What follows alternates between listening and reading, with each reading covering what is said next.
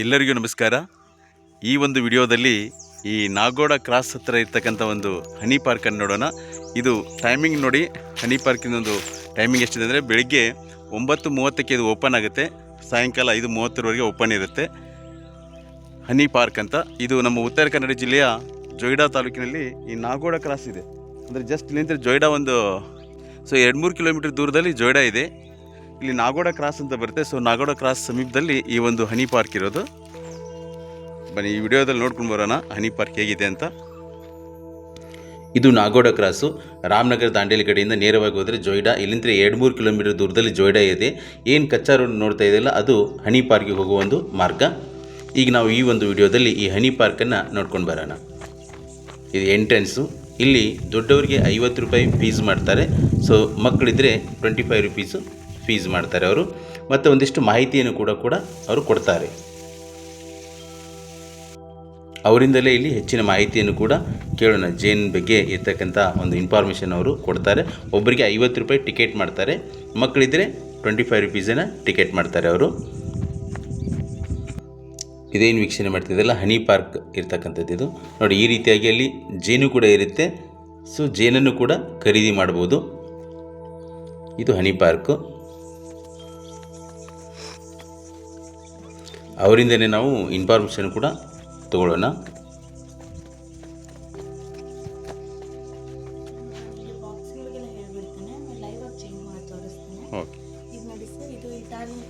Kerala model box ಅಂತ.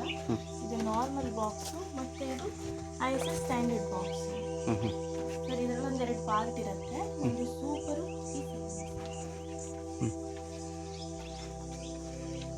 ಇದು super ಮತ್ತೆ ಇದು ಫ್ಯಾಮಿಲಿ. ಈ ಸೂಪರ್ ಭಾಗದ ಏನು ಜೇನುತುಪ್ಪ ಇರುತ್ತಲ್ಲ ಸರ್, ಅದು ನಮಗೋಸ್ಕರ ನಾವು ತೆಗಿತೇವೆ. ಈ ಫ್ಯಾಮಿಲಿ ಭಾಗದ ಜೇನುತುಪ್ಪ ಜೇನಿಗೋಸ್ಕರ ತೆಗಿತೇವೆ. ಫ್ಯಾಮಿಲಿ ಭಾಗದ ಜೇನುತುಪ್ಪ ಯಾಕೆ ತೆಗೆಯೋದಿಲ್ಲ ಅಂದ್ರೆ ಒಂದು ರಾಣಿ ಇರತ್ತೆ, ಕ್ವೀನ್. ಆ ರಾಣಿ ಏನ್ ಮಾಡುತ್ತಂದ್ರೆ ಈ ಫ್ಯಾಮಿಲಿ ಭಾಗಕ್ಕೆ ಮಾತ್ರ ಮೊಟ್ಟೆಗಳನ್ನು ಮಾಡೋದು. ಅದಕ್ಕೋಸ್ಕರ ನಾವು ಫ್ಯಾಮಿಲಿ ಭಾಗದ ಜೇನುತುಪ್ಪ ತೆಗೆಯೋದಿಲ್ಲ. ಮತ್ತೆ ಈ ರೀತಿ ಪ್ಲೇನ್ ಇರುತ್ತೆ. ಇದು ಸೂಪರ್ ಭಾಗದ ಪ್ಲೇನು, ಇದು ಫ್ಯಾಮಿಲಿ ಪಾರ್ಟ್. ಇದರದಷ್ಟು ನಾವು ಜೇನುತುಪ್ಪನ ಕಲೆಕ್ಟ್ ಮಾಡೋದು. ಇದು ರಾಣಿ ಮೊಟ್ಟೆ ಭಾಗ.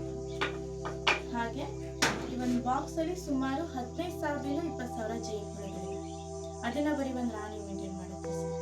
ಹಾಗೆ ನಮ್ಮ ಇಡೀ ಜಗತ್ತಲ್ಲಿ ಟೋಟಲ್ 5 ಪ್ರಭೇದ ಜೇನಿದೆ.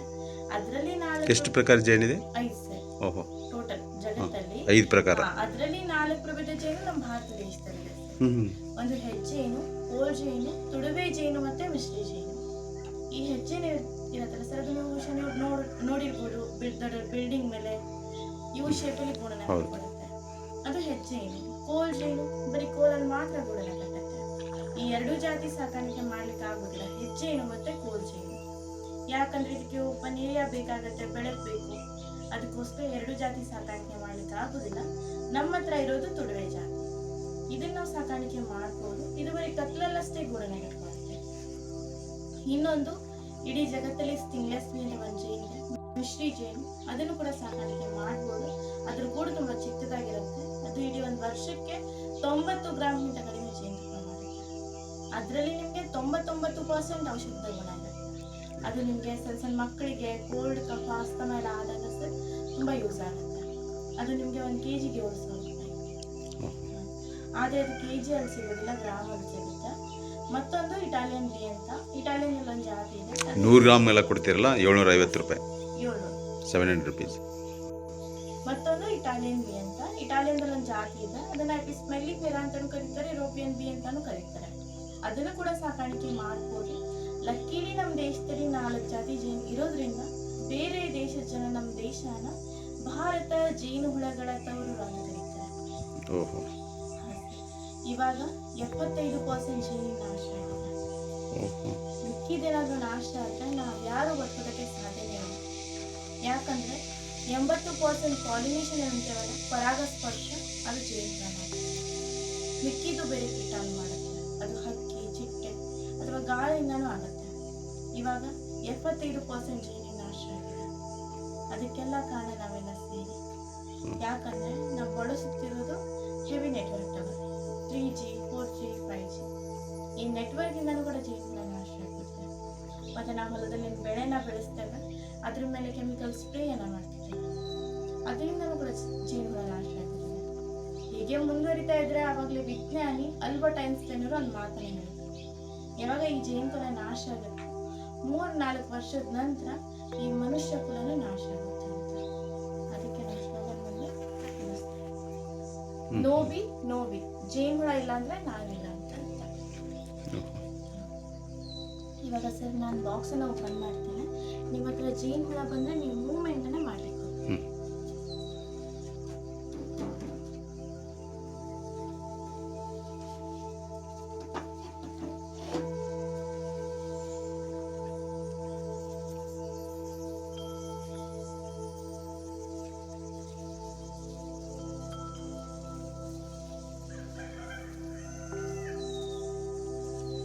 ಸರ್ ಒಂದು 3 ರೀತಿ ಜೇನ್ ಇರುತ್ತೆ.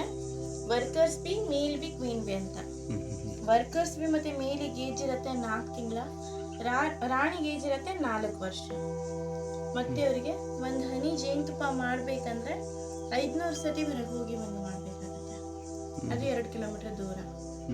ಹಾಗೆ ಅವರಿಗೆ 1 kg ಜೇನುತುಪ್ಪ ಮಾಡ್ಲಿಕ್ಕೆ 40 ಲಕ್ಷ ಹೂವಿನ ಮಕರಂದ ಬೇಕಾಗುತ್ತೆ ಸರ್. ಮತ್ತೆ ಇದರಲ್ಲಿ 95 ಭಾಗ ಹೆಣ್ಣುಳ, 5 ಭಾಗ ಗಂಡುಳ, ಒಂದೇ ಒಂದು ರಾಣಿ ಇರುತ್ತೆ. ರಾಣಿಗೆ ಮಾತ್ರ ಮೊಟ್ಟೆ ಇಡೋಂತ ಒಂದು ಸಿಸ್ಟಮ್ ಇರುತ್ತೆ. ಯಾಕಂದ್ರೆ ಉಳಿದ ಹೆಣ್ಣುಳಗಳಿಗೆ ಗರ್ಭಕೋಶ ಇರೋದಿಲ್ಲ, ಅದಕ್ಕೆ ರಾಣಿನ ತಾಯಿ ಜೇನು ಕರೀತಾರೆ. ಮತ್ತೊಂದು ನಾ ಹಿಡ್ದಿರೋ ಫ್ರೇಮಲ್ಲಿ ಪ್ರತಿಯೊಂದು ಹೋಲು ಹೆಕ್ಸಾಗನ್ ಶೇಪ್ ಇದೆ. ಯಾವ ಶೇಪ್ ಅಲ್ರಿ? ಹೆಕ್ಸಾಗನ್. ಮೈಕ್ರೋಸ್ಕೋಪ್ ಹಾಕೊಂಡು ನೋಡಿದ್ರು ಕೂಡ ನಿಮಗೆ ಸೇಮ್ ಸೈಜ್ ಸೇಮ್ ಲೆನ್ಸ್ ಇರುತ್ತೆ.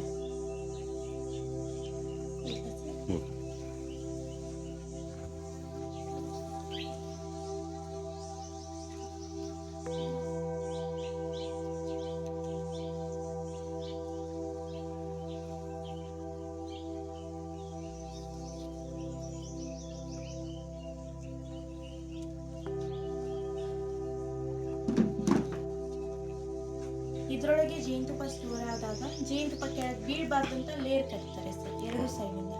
ಅದು ನಾವು ಲೇರ್ನ ಚಾಕುವಿಂದ ತೆಗೆದು ಈ ಮಷೀನ್ ಒಳಗೆ ಹಾಕ್ತೇವೆ. ಇದರಲ್ಲಿ 4 ಫ್ರೇಮ್ ಇರುತ್ತೆ. ಆಮೇಲೆ ಇದನ್ನು ಸೆಂಟರ್ ಫೋರ್ಸಲ್ಲಿ ತಿರುಗಿಸಿದಾಗ ಜೇನುತುಪ್ಪ ಎಲ್ಲ ಕೆಳಗಡೆ ಸ್ಟೋರ್ ಆಗುತ್ತೆ.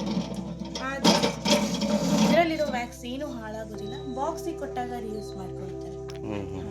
2-3 ವರ್ಷದ ತನಕ ರಿಯೂಸ್ ಮಾಡ್ತಾರೆ. ಆಮೇಲೆ ಮಾಡೋದಿಲ್ಲ, ನಾವು ತೆಗೆದು ಬಿ ವ್ಯಾಕ್ಸನ್ನ ಮಾಡ್ತಾರೆ. ಅದು ನಿಮಗೆ ಫುಡ್ ಕ್ರ್ಯಾಕು, ಹಿಲ್ಸ್ ಕ್ರ್ಯಾಕು ಅದೆಲ್ಲ ಮನೆ ಕಡೆನೆ ಮಾಡ್ಕೋಬಹುದು. ಕೆಲವು ಜನ ಏನ್ ಮಾಡ್ತಾರೆ ಅಂದ್ರೆ ಒಂದೇ ಸಲ ಜೇನುತುಪ್ಪನ ತೆಗೆದು ಕೈಯಿಂದ ಹಿಂಡಿ ಬಿಡ್ತಾರೆ. ಹಂಗ್ ಮಾಡೋದು ತಪ್ಪಾಗುತ್ತೆ. ಯಾಕಂದ್ರೆ ಸಣ್ಣ ಸಣ್ಣ ಮರಿ, ಲಾರ್ವ, ಮೊಟ್ಟೆ ಹಿಂಡಿದ ಕೂಡ ಎಲ್ಲ ಹಾಳಾಗ್ಬಿಡುತ್ತೆ. ಇವ್ರದ್ದೇನು ಶ್ರಮ ಏನಿರುತ್ತೆ ಅದು ಮನುಷ್ಯನಿಗೆ ಗೊತ್ತಾಗಲ್ಲ. ಮತ್ತೆ ಹೂವಿನ ಸೀಸನ್ ಕೂಡ ಮುಗ್ದಿರುತ್ತೆ ಸರ್. ಇವರಿಗೆ ಒಂದು ಫ್ರೇಮ್ ಕಟ್ಟಲಿಕ್ಕೆ 2 ತಿಂಗಳ ಬೇಕು. ಮತ್ತೆ ತನ್ನ ಇಡೀ 4 ತಿಂಗಳ ಜೀವಮಾನಕ್ಕೆ 1 ಜೇನುಹುಳ 1 ಟೀ ಸ್ಪೂನ್ ಅಲ್ಲಿ ಮಾಡುತ್ತೆ. ಕೆಲವು ಜನ ನಿಮಗೆ ಬೈ 1 get 1 ಫ್ರೀ ಕೊಡ್ತಾರೆ ಚೀಪ್ ರೇಟಿಗೆ. ಕೊಡ್ಲಿಕ್ಕೆ ಆಗ್ಬೋದಾ? ಮತ್ತೆ ನಮಗೆ ಬಹಳ ಜನ ಕೇಳ್ತಾರೆ ಪ್ಯೂರ್ ಜೇನುತುಪ್ಪ ಹೆಂಗೆ ಕಡ್ಡಿ. ಕೆಲವು ಜನ ಹೇಳ್ತಾರೆ ನಾಯಿಗೆ ಹಾಕಿದ್ರೆ ನಾಯಿ ತಿನ್ನೋದಿಲ್ಲ, ಟಿಶ್ಯೂ ಪೇಪರ್ದೊಳಗೆ ಹಾಕಿದ್ರೆ ಕೆಳಗೆ ಬರೋದಿಲ್ಲ, ನೀರ್ದೊಳಗೆ ಹಾಕಿದ್ರೆ ಹೆಕ್ಸಾಗನ್ ಶೇಪಲ್ಲಿ ಬರುತ್ತೆ ಅಂತಾರೆ. ಆದರೆ ಇದರೊಳಗೆ 2 ಪಾಸ್ ಆಗ್ತದೆ.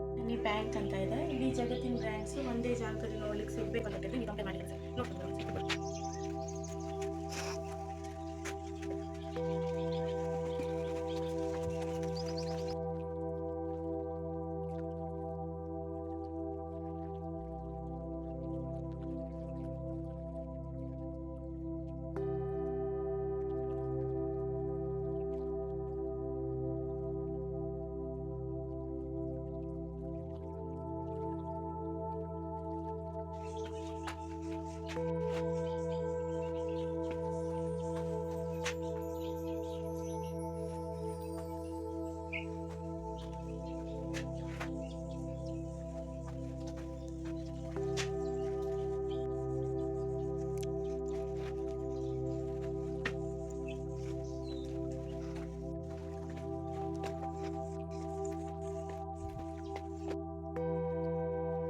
ಪ್ರವಾಸಿಗರಿಗೆ ಇಲ್ಲಿ ಜೇನನ್ನು ಟೇಸ್ಟ್ ಮಾಡಲಿಕ್ಕೆ ಕೂಡ ಸ್ವಲ್ಪ ಜೇನನ್ನು ಕೊಡ್ತಾರೆ. ಜೇನನ್ನು ಖರೀದಿನೂ ಕೂಡ ಇಲ್ಲಿ ಮಾಡ್ಬೋದು. ಇದು ಬಾಪೇಲಿ ಕ್ರಾಸಲ್ಲಿರುವ ಅವರದೇ ಇದು ಶಾಪು. ಇಲ್ಲೂ ಕೂಡ ಜೇನನ್ನು ಖರೀದಿ ಮಾಡ್ಬೋದು. ಈ ವಿಡಿಯೋನ ಇಲ್ಲಿಗೆ ಮುಗಿಸ್ತಾ ಇದ್ದೇನೆ. ಮತ್ತೊಂದು ವಿಡಿಯೋದೊಂದಿಗೆ ಸಿಗೋಣ. ಅಲ್ಲಿವರೆಗೂ ಎಲ್ಲರಿಗೂ ನಮಸ್ಕಾರ.